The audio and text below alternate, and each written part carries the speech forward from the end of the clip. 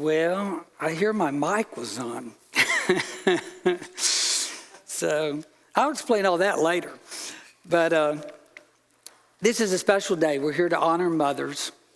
And that's a good thing to do because the Bible actually commands it, both in the Old Testament and the New Testament. And so what a great thing. I know it's a cultural thing that our culture has designated this day to honor mothers. But the reality is that God has asked us to always honor our mothers. And so while everybody is thinking about honoring mothers today, we want to do that as well. Now, we realize that everybody's in a different situation.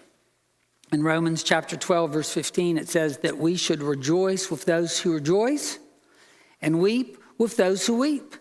So I realize that sitting in a church that we're going to have people that are on a lot of different journeys. I'm sure that we have some women here today that maybe struggle with infertility, that have struggled with a miscarriage, or have children that have strayed from the Lord, or have broken families. And so for you, our heart goes out. But we also realize that there's some wonderful families here that God has blessed in special ways. And there's some strong marriages and some faithful children. And so without trying to take away from those who are on a different journey, we still want to do what God commands today. And we want to honor all mothers and honor families at the same time. So remember that we have different people in different places, but today we're going to do what God has asked us to do, and we're going to take some time just to honor mothers. Now, motherhood is challenging. Many of us here are living proof of that. My mom, I don't know how she survived me, but somehow she did. I'm grateful for that. But that's not unusual because life is challenging. You look through the Bible story and think about this. Eve, her first two sons, one of them killed the other.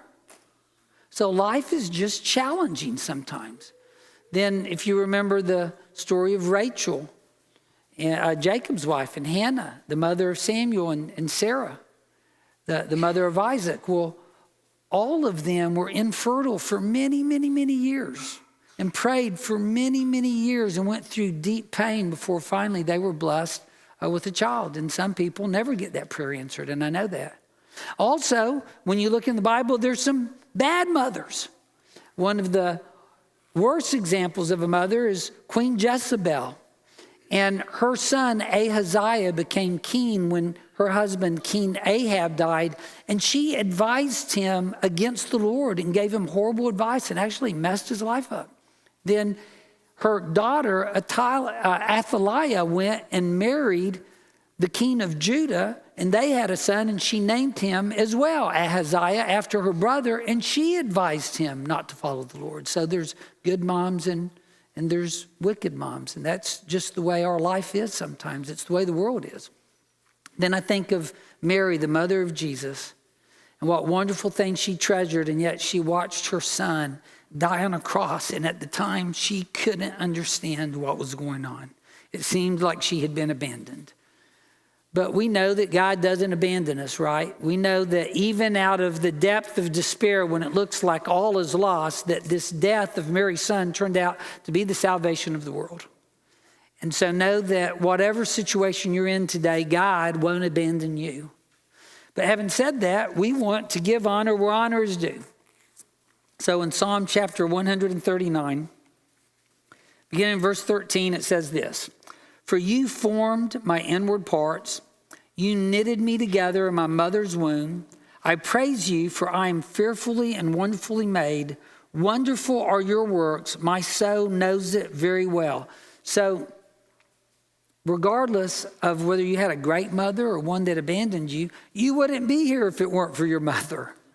So if she did one thing right, she had you. So thank God for that. God used a mom to bring you into the world, and he wonderfully made you in that mother. So God made you special. God loves you. And in Matthew chapter 19, remember the story of the rich young ruler, or the rich young man? And he comes up to Jesus, and he wants to know, what good things must I do to inherit eternal life? And Jesus gives them 6 of the commandments. And he says, here's the most important things you can do. Listen to this. If you want to inherit eternal life, he says, don't murder. You shall not commit adultery. You shall not steal. You shall not bear false witness. Honor your father and mother. And you shall love your neighbor as yourself. Now look at that. The 6 most important things you should do. And right there in the words of Jesus, one of them is honor your mother and father. So one of the things that we want to do is honor our mothers today. In fact, in Ephesians chapter 6, verse 1 through 3, Paul says that that was the first commandment with promise. And he reminds us that if you honor your mother and father, that you will have a long life. So here's the other thing, and this is really important for us to understand, that when we do what God says, we're always blessed. And one of the things God says is that when we honor moms, that we're actually going to live longer. And so today, we want to do something a little bit different. Here's what we tend to do in church. We worship. I like that. Although we know worship is more than just in church, right? And we teach. And we preach. And we try and exhort. And we hope you go out there and you put the preaching into practice. Well, today, rather than preaching and telling you to put it into practice, we're going to just practice it right now. God says to honor moms. We're going to honor moms today. But first, we're going to talk to a couple of mothers. A couple of mothers that have been doing this and doing it well, at least by the way I look at things. And we're going to hear from them. So I'd like to ask right now that Jan Eminger and Lane Painter come forward and sit right here on our special love seat that we have set up for y'all.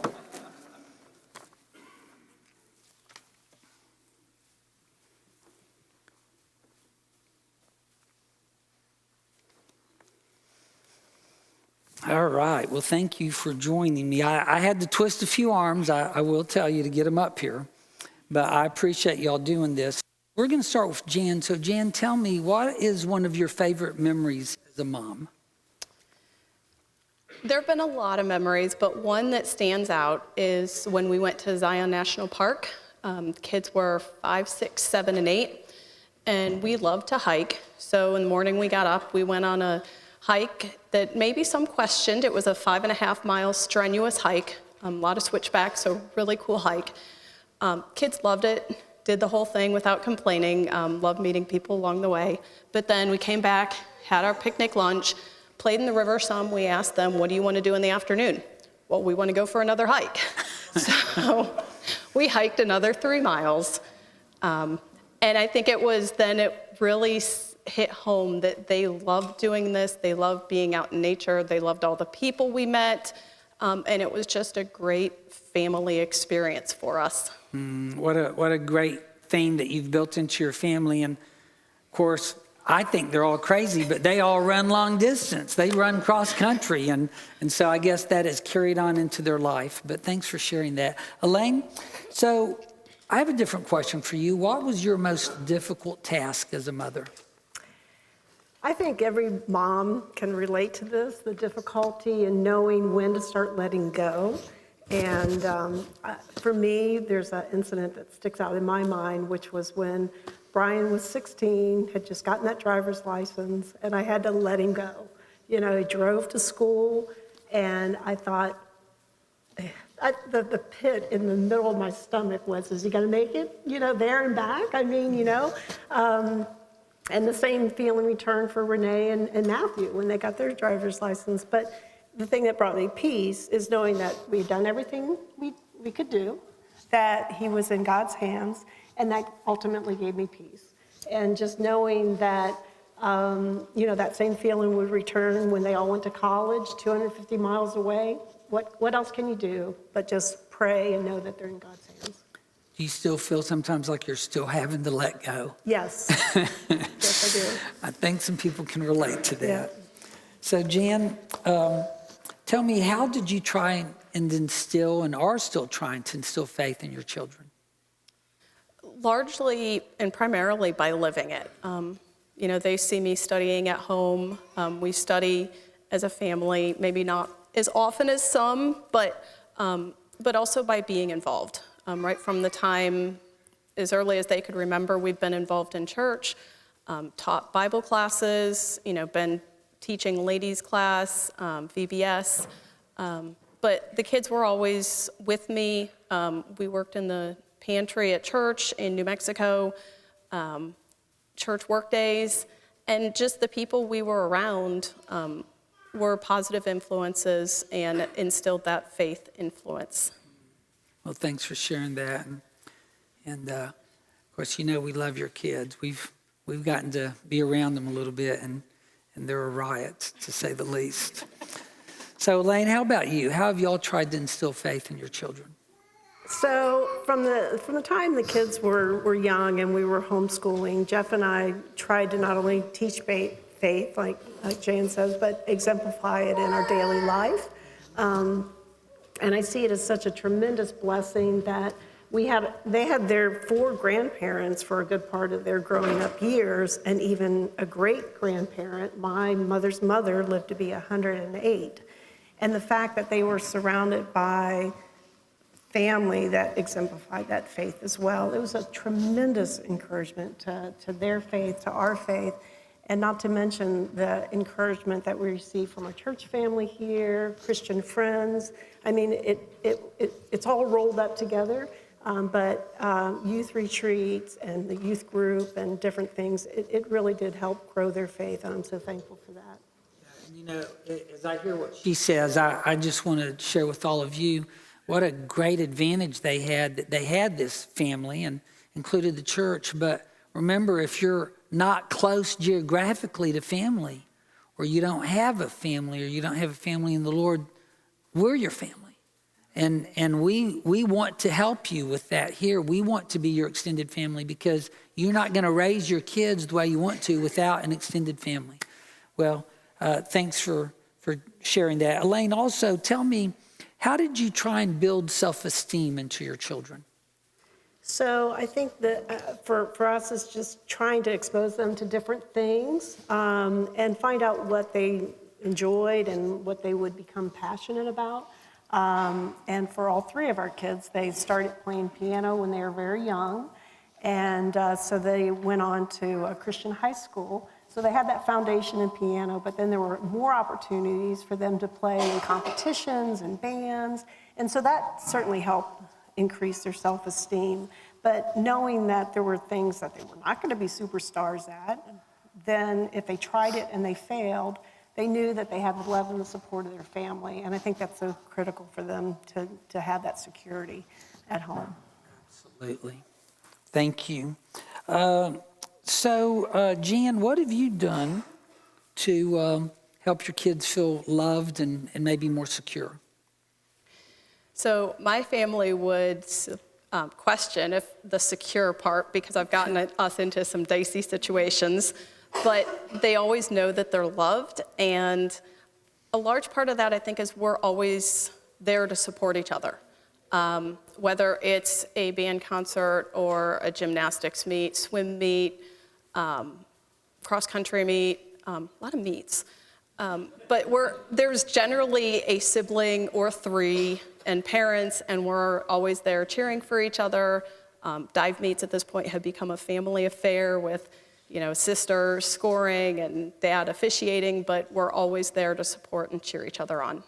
That is fantastic. And I think, so what I'm hearing is the family itself, by being a tight unit and supporting and loving each other, is where the greatest amount of security and love comes from. Thanks for sharing that.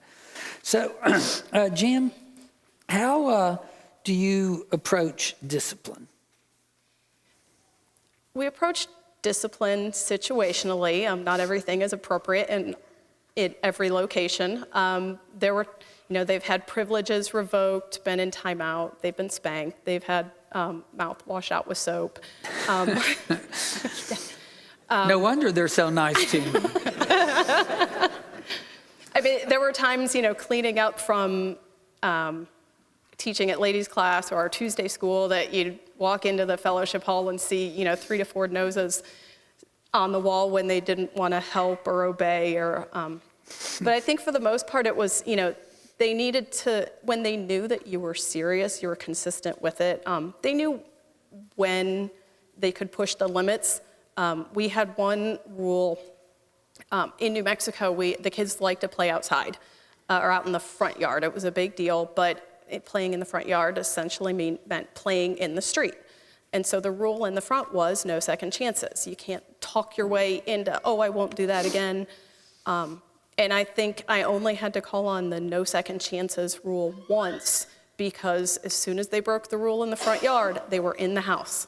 And all their friends were out in the front, and so that's where they wanted to be. So as long as you're consistent, and they know, like in that situation, safety was the big thing. You know, Yes. if you break in a rule, you're done. So Yeah, consistency is really important, and I can see how that helped. So what about you, Elaine? How did you discipline your children? So, again, going back to homeschool years, just using, scriptures, and one scripture that comes to mind, and I should have included this with my last question, but, Colossians 3:23, and all that you do work as working to the Lord, not to please men, but working for the Lord, because it's Him that we're ultimately pleasing. And I reminded the kids of that you have to learn to obey us so that you can obey God. And but when the kids were really young, we relied on good resources. It's an oldie but goodie, James Dobson's You Dare to Discipline. I've since passed that on to Brian and Christina. But as the kids got older in teenage years, it's just keeping that line of communication open, because, again, knowing that they can come to you. It doesn't matter if they're teenagers, young adults, if you can have that dialogue, that kind of discipline went a long ways in us maintaining that relationship and helping them through some tough times, but making good choices. I think that dialogue is really important. Connecting it to God, right?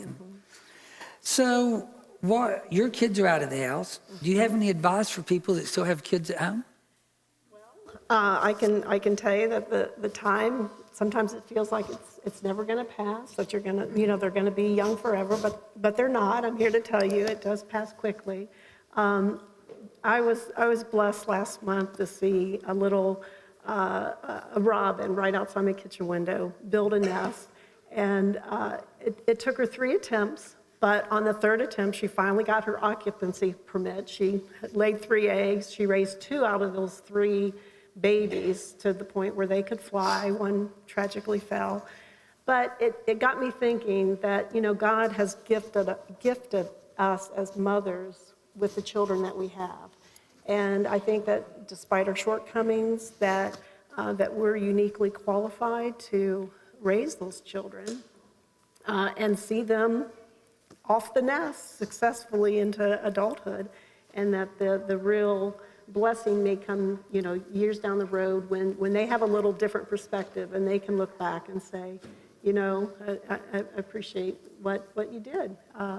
So hang in there. It will pass quickly. God gives you everything you need. That's right. For sure. So what about you, Jan? You still have kids at home. Do you have any advice for moms out here today? well, still learning, but I'd say don't wait until kids are old enough to do something. No, Patrick, doesn't mean you get to learn how to drive. But start small. A 2-year-old can't do what a 10-year-old can do, but they can do something, whether it's chores or activities or, service. Just do what you can, but do it. Bake the cookies. It might get messy. Take the trip. Just get out and do things, and experience builds upon experience. So you try it, and you just keep trying, and just do as much as you can. That's great. So final words, any final words you'd like to share? Jan. I think kind of like similar to what I just said, enjoy where you are now. Find things that your family enjoys and do them. Spend the time with your family. For us, it's a lot of travel. We've been all over the place. We love planning. We love taking the trip. We're building great memories when we're actually out traveling. We love talking about those memories later, but it's spending the time with each other. That's great. Elaine, any final words? Well, I think that it's sometimes easy to get stuck in the weeds of life sometimes, and the world is telling us and sending a lot of messages of what's important. But when you look back, you realize that the key thing is faith and prioritizing that in your life and everything that you say and do with your kids. That's really number one, and just see everything through that lens of the eternal lens, and what you want them to ultimately be. And I just think that is so important. And I'm reminded of what my mom said just a couple weeks before she passed away, and it really impacted me. She said, if I haven't done anything other than be a good mother, then I have done my job. And I can tell you she was a good mother, and that continues to inspire me. Yeah. So just kind of summarizing the two things they said right here, that, is one, the time is now. Boy, those kids go so fast. And so make the most of the time you have, and make sure that you work God, what Elaine said, into everything you do. Whether you're hiking or talking or doing a chore or disciplining, always work God in. And then I'll add, as a father with children gone, never quit praying for your kids and loving them and parenting them. And it may be different because you have to let go, but never give up on loving your kids. And so those are those three things. And so I appreciate a lot y'all being here and sharing that. I do have one other thing that we wanted to do. So I have something special for you, Jen, right now that we want to do.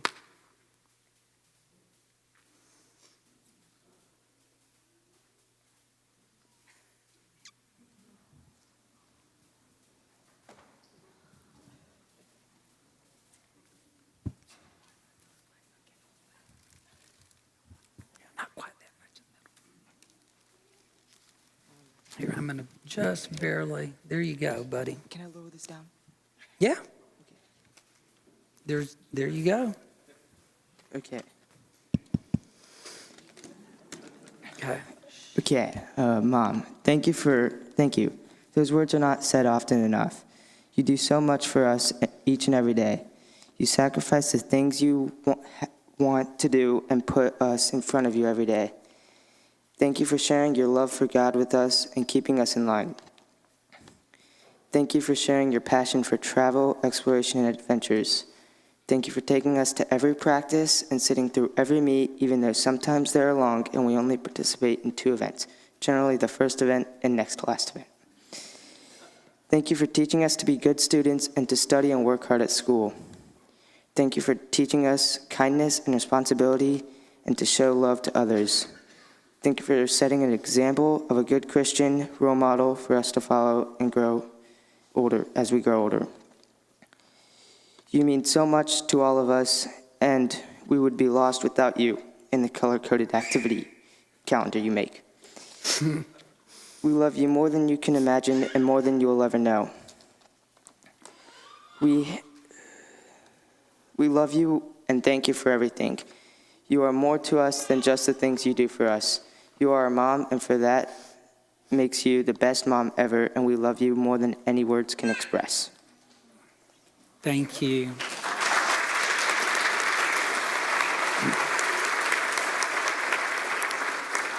Now, Elaine's kids don't come to church, and I don't know if y'all noticed, but I went running out the back because Elaine went out to the back and my mic was already on. So there was a reason I was talking in that mic, because we have a special guest for here. I was trying to shield the guest, but we have somebody for Elaine here too. Did you see her? No, well, looky here. She went running back there. I had to run back there and hide her.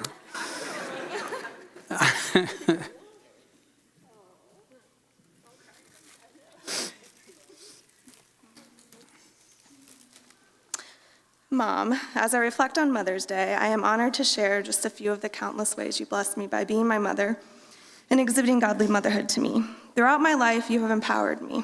You have always reminded me of my strength, and I know that you believe in me even when it feels like no one else does. Knowing you are behind me empowers me to live up to my God-given potential every day. You're my biggest hype woman, the first one I turn to when I need encouragement or some healthy perspective to get back up again. You strike that delicate balance between showing empathy and helping me have a positive attitude change. I can look back and see examples of this from the time I was a little girl and ever since. It's something I'm never going to cease to need in my life. As my primary teacher from my younger years, you exhibited patience and told me to keep reading, Renee, countless times when I wanted to give up. You had the wherewithal to believe that someday I might be able to play beautiful pieces, even in the midst of listening to me practice the same melody over and over. You still cheered me on like I was Mozart. When learning how to drive, you compelled me to finally get out of the parking lot, even when I was afraid of driving on the highway. In college, you offered perspective and encouragement over the phone when the stress of school deadlines, extracurriculars, and trying to figure out life as a young adult left me feeling discouraged and a bit hopeless. I distinctly remember that time and many others when you wouldn't hang up the phone until after praying over me. When I first started my job out of college, you gave me the perspective that things would get better and I would make it through with a little perseverance and patience. You provided practical love by making sure I was fed and covered me with a blanket on the couch when I was too worn out to make it to my own bed. You've always reminded me that God's timing is good. I know I can always go to you when I need someone who will listen and try to understand, but also push me to be the best I can be and remind me of my resolve. Mom, thanks for showing up for me as a mother so well. It is truly a blessing to be a primary receiver of your love, comfort, wisdom, and encouragement as your daughter. Happy Mother's Day.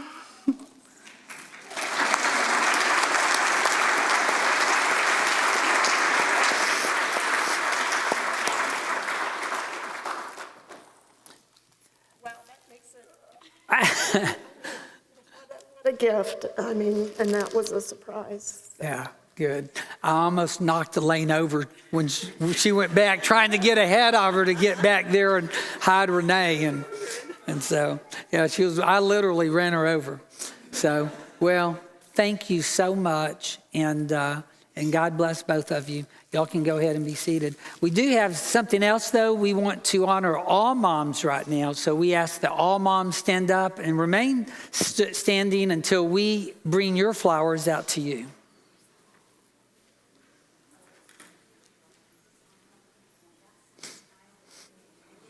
It's going to take a while, but they're on their way.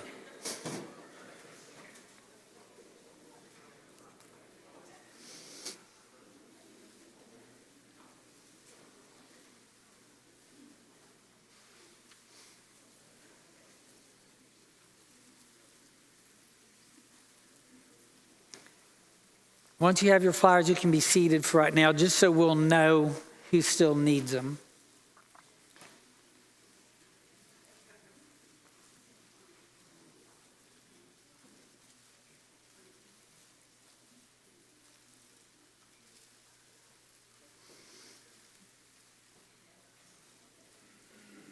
Madden.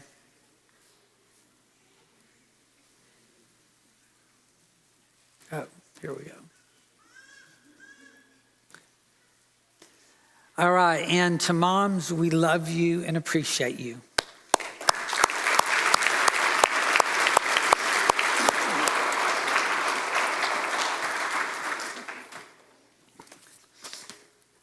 In the book of Isaiah, chapter 66, and verse 13, God says this, "As one whom his mother comforts, so I will comfort you. You shall be comforted in Jerusalem.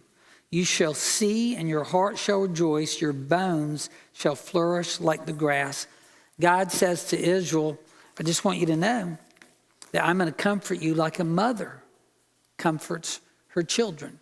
And that's the comfort that God gives us. And that comfort comes in many different ways, doesn't it? For many of us, and maybe most of us, but not all of us, it comes through our mom. But God finds a way to provide us what we need, even when it doesn't come through our physical mom, because God himself comforts us. And there's I'm going to back that up. So there is an Australian Christian author named John Dickson, and he talks about growing up in a non-Christian family in Australia back when you could actually still teach the Bible in the schools. And what would happen is is they would have volunteers come once a week and teach a Bible class. And so they met this lady, his class did, they were all 15 when they were in high school. And she had them into their home after school and developed a relationship with them. And one day, they all went out to a party, and one of them got drunk. And they were afraid to take him home because his dad beat on him, and they knew that it would be an ugly scene. So they took him to their Bible teacher's class. And she cleaned them up and loved on them. And John Dixon said when he saw the love that this lady showed to this young man, that he wanted to find more. And it's because of this lady who mothered children that weren't her own that he himself became a Christian. Another article I read that on my Apple News, and it was by Stephanie Fu on the New York Times. And here's what she says: Mother's Day used to make me mad. Nothing personal to all you moms out there. The truth is I was just jealous. I had a pretty awful mother. She was abusive and made it very clear that she did not love me before abandoning me when I was 13. And so on a day that celebrates the importance of a mother's love, I would get resentful and bitter. Well, so what? She'd say, moms are overrated. Who needs a mom anyhow? But she says, as it turns out, a few years ago, I was eventually loved by a second mother, my mother-in-law. And I didn't ask to be. I was skeptical of her love at first, but she embraced me from the moment she met me and just never let go. She was generous, forgiving, a hilariously savvy cheater at board games, and an expert at unconditional love. And she helped heal me, and she told me, I will never leave you. And she was a treasure in my life. And so, not only does God love us, but he sends people in our life to love us. And in Matthew 23, verse 37, Jesus, when he's headed to Jerusalem, he looks out and with pain in his voice, he says, O Jerusalem, the city that kills the prophets and stones those who are sent to it. How often would I have gathered your children together as a hen gathers her brood under her wings, and you were not willing. As a hen gathers her chicks, as a mom gathers her children, Jesus says, I wanted Jerusalem just to gather you as a mom and love you, because I knew you needed that, but you turned your back on the love that I offered. And so what I want everybody to know today is that through Jesus, God offers the love that we all need. Through Jesus, he provides the healing for the love that we did not receive. Through Jesus, we have plans for our lives that only God could have for us. Plans that would make your mother happy. Plans that would bless you with the blessing of God. And so as we come and honor moms that God put in our life, moms that through their bodies, God gave us all life, and we thank them for what they've done. Let's also remember to honor the one who made moms, to honor the one that gave us life, and to remember that the only true foundation that we have in life is Jesus Christ. If we can help you remember that today, or encourage you in that walk, or learn how to begin that walk, you're welcome to come while we stand and while we sing.